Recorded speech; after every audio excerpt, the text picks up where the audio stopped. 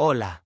Hoy vamos a sumergirnos en el fascinante mundo de la literatura, y para ello, vamos a explorar su estructura fundamental, los géneros literarios. Piensen en los géneros literarios como las grandes familias de la literatura, cada una con sus propias características y tradiciones.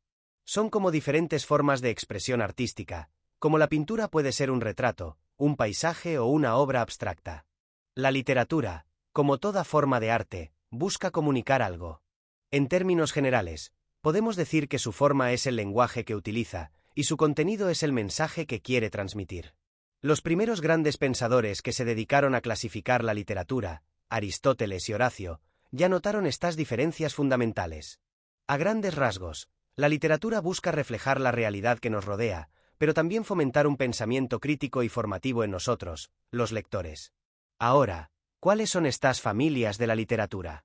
Tradicionalmente, hablamos de tres géneros principales. 1. El género épico narrativo.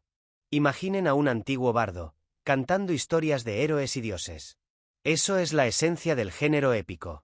Originalmente, estas historias se contaban en verso, combinando la narración de los eventos con la descripción de personajes y lugares. Lo importante aquí es la objetividad. El autor se centra en contar lo que sucede fuera de sí mismo, en el mundo exterior. Con el tiempo, este género evolucionó hacia la narrativa en prosa, que es como leemos la mayoría de las historias hoy en día. Este género busca que conectemos con la realidad, que entendamos mejor lo que nos rodea. Dentro de esta gran familia, encontramos diferentes ramas, o especies principales. La epopeya, son las historias más antiguas, narraciones en verso sobre hazañas de héroes mitológicos o dioses. Piensen, por ejemplo, en la Odisea, con sus viajes, monstruos y dioses interviniendo en el destino de los humanos. El Cantar de Gesta. Estas son historias medievales, también en verso, pero que celebran las hazañas de un héroe nacional.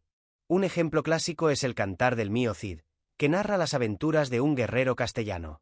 La novela. Esta es la forma narrativa más común hoy en día. Son narraciones en prosa, de extensión variable, que pueden tener una gran cantidad de personajes y tramas complejas. Un ejemplo podría ser Crimen y Castigo, de Dostoyevski, una profunda exploración de la psicología humana. El cuento, también en prosa, pero mucho más breve que la novela. Se centra en un evento principal y suele tener pocos personajes. Un buen ejemplo es Los gallinazos sin plumas de Julio Ramón Ribeiro, un relato conmovedor sobre la pobreza y la explotación. 2. El género lírico. Aquí cambiamos completamente de registro.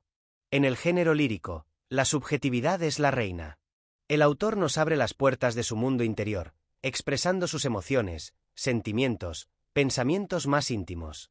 Aunque esta expresión es personal, logra conectar con experiencias humanas universales, como el amor, la pérdida, la alegría, la tristeza. El verso es la forma más común de la lírica, aunque también hay ejemplos en prosa. Dentro del género lírico, también encontramos diversas especies.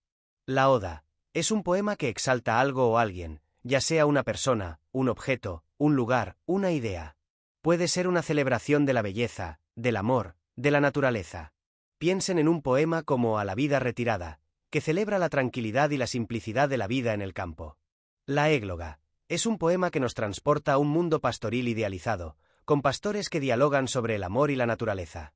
Un ejemplo es la Égloga y de Garcilaso de la Vega, con sus pastores enamorados en un paisaje idílico. La elegía es un poema de lamento, que expresa el dolor por la pérdida de algo o alguien querido. Puede ser la muerte de una persona, el fin de un amor, la pérdida de la juventud. Un ejemplo conmovedor es Poema 20 de Pablo Neruda, que expresa la nostalgia de un amor perdido. 3. El género dramático. Este género está hecho para ser representado en un escenario, frente a un público. Utiliza el diálogo y el movimiento de los personajes para contar una historia.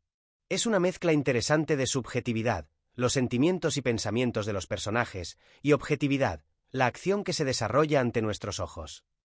Las especies principales del género dramático son: la tragedia. Es una obra seria, con un final funesto. Los personajes suelen ser nobles o heroicos, y se enfrentan a un destino inevitable, a menudo causado por sus propias pasiones o errores. Un ejemplo clásico es Edipo Rey, de Sófocles, donde el protagonista, sin saberlo, cumple una terrible profecía. La comedia es una obra que busca provocar la risa del público, a través de situaciones cómicas, personajes ridículos o enredos. Suele tener un final feliz. Un ejemplo es Ñacatita, una comedia de costumbres peruana que retrata con humor a una alcahueta entrometida. El drama. Es una obra que puede tener elementos tanto trágicos como felices. Un ejemplo es La vida es sueño. En resumen, la literatura se organiza en estos tres grandes géneros, cada uno con sus propias características y formas de expresión. Conocerlos nos ayuda a entender mejor las obras literarias y a apreciar la riqueza y diversidad de la creación artística. Esto es solo el comienzo de nuestro viaje por el mundo de la literatura.